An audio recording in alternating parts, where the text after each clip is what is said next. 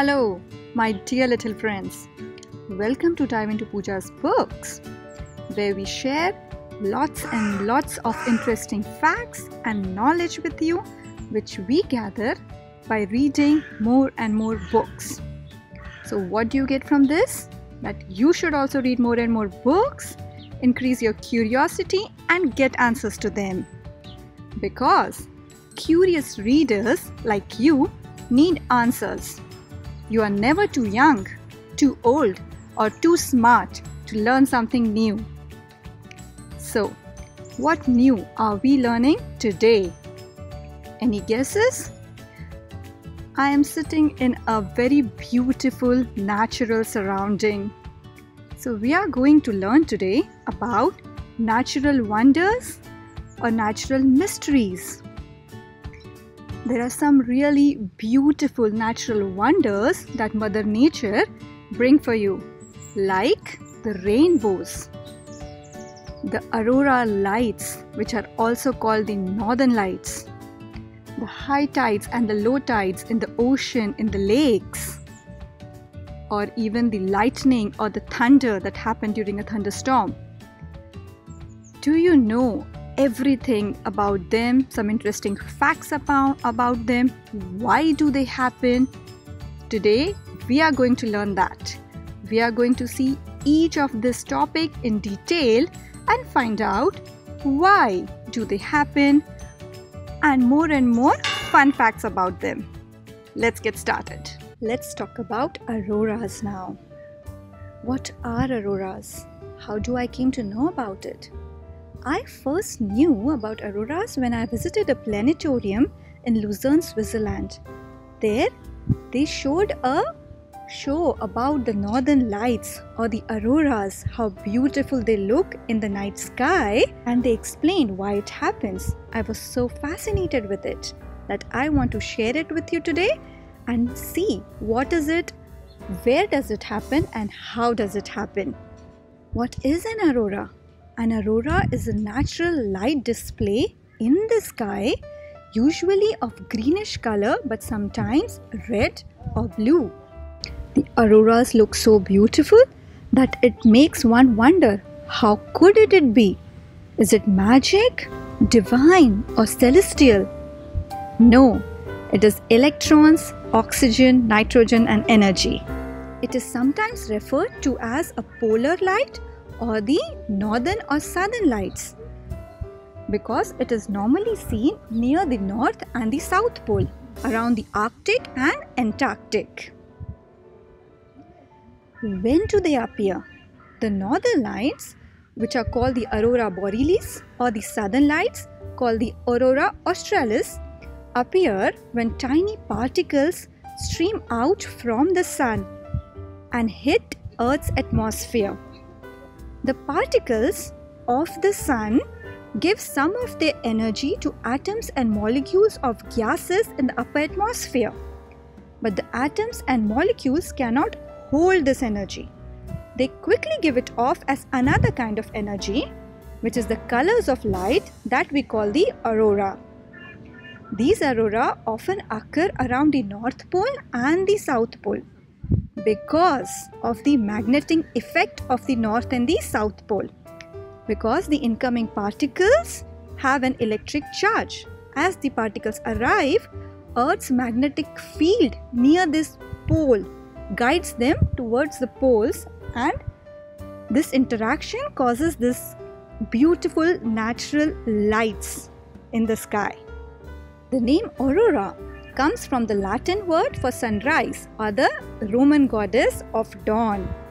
Auroras also occur on other planets in our solar system, including Jupiter, Saturn, Uranus, and Mars.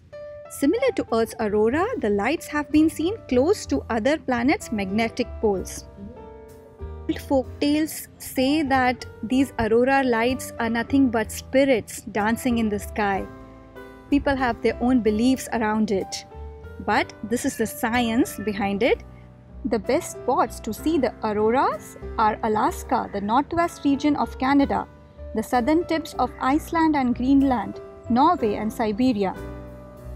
Arctic. So if you get a chance to visit them and see them on your own, maybe you should grab that chance. I'm waiting for that chance for myself. Let's talk about the tides now. Maybe you can see and hear the tides or the waves coming in the nearby lake here. Can you just have a look at them? So, now I will tell you what are high tides, low tides, and why do they happen? Why do the tides happen? The short answer is that the moon's gravity pulls the oceans or the lakes and even us towards it.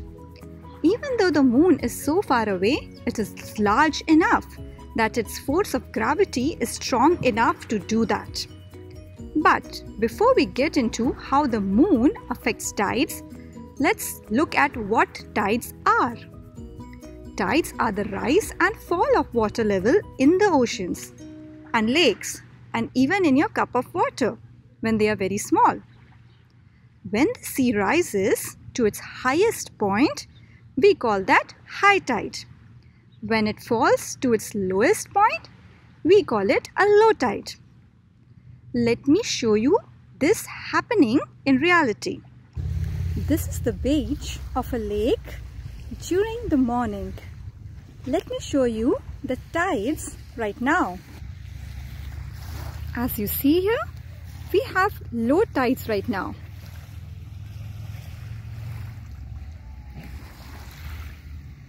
I will visit the same lake during the evening or after sunset to see the effect of moon's gravitational pull on the same lake, and we'll see if the tides change. Here we are in the same lake during the evening when the moon is out. And do you notice the higher tides compared to in the morning?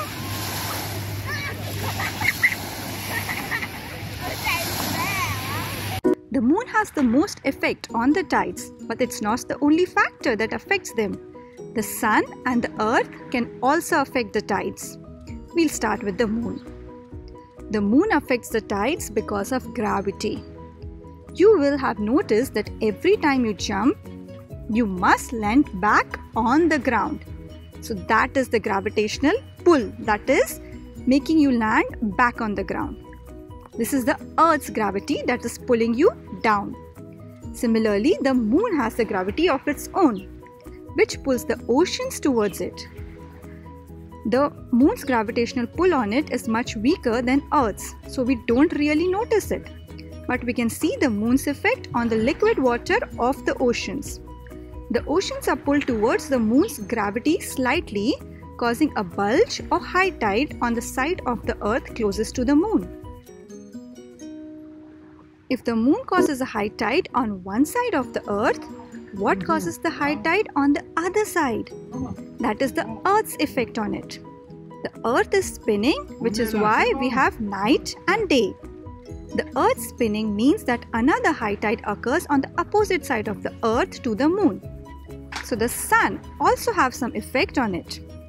It also has its own gravity, which also affects the tides. Although the sun is much larger than the moon and has more gravity, it's also much further away, meaning its pull on the tides is less than half as strong as the moon's. It still does have an effect though.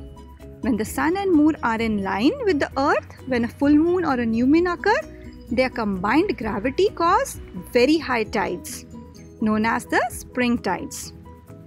Let's start with the colorful, beautiful rainbows. I'm sure most of you might be fascinated to see the colors in the sky when there is light rain and sun both. Have you wondered what brings those colors in the sky? Why is there a rainbow? Let me tell you. So a rainbow is a multicolored arc that forms in the sky. Rainbows are formed when light shines through water, like when the sun shines through the rain. This light is bent and reflected, like a reflection in a mirror, and this causes all of the amazing colors that you see. Rainbows are created by both reflection and refraction, bending of light in the water droplets, which act as a prism in the atmosphere, which results in a spectrum of light appearing. So this is the science. You see, when there is light rays going through the water droplets of rain or dew or fog in the atmosphere, it refracts that and it creates the colorful 7 colors that you see. A rainbow is in fact a full circle of light. However, most people view a rainbow on the ground, so we only see a semicircle of arc of the rainbow. A rainbow is not situated at a specified distance. Instead, it will always be visible to a person at a precise angle, which is 42 degrees in the opposite direction of the sun. A rainbow is not an object. You cannot touch it. It cannot be approached. So, if you try to find or touch the rainbow, run behind it, you'll never be able to touch it because it's just an illusion. Another fact, no two people see the same rainbow. In fact, even our individual eyes view it differently. If someone appears to be standing under a rainbow, you can see they will see a different rainbow at the same angle but further away. Rainbows can be seen not just in rain but also mist, spray, fog and dew. So sometime if you create a spray of water from your pipe and there is sun reflecting from it, you might create your own rainbow in the sky and see it for yourself. Go and try that experiment. Sir Isaac Newton identified the 7 colors of the visible spectrum that together make up white light, all of which are present in a rainbow in the order of red, orange, yellow, green, blue, indigo and violet. So you can remember it with the acronym VIBGYOR, VIBGYOR, which is the first letter, first alphabet will tell you the individual colors. So that's an easy and good way to remember these colors and their order.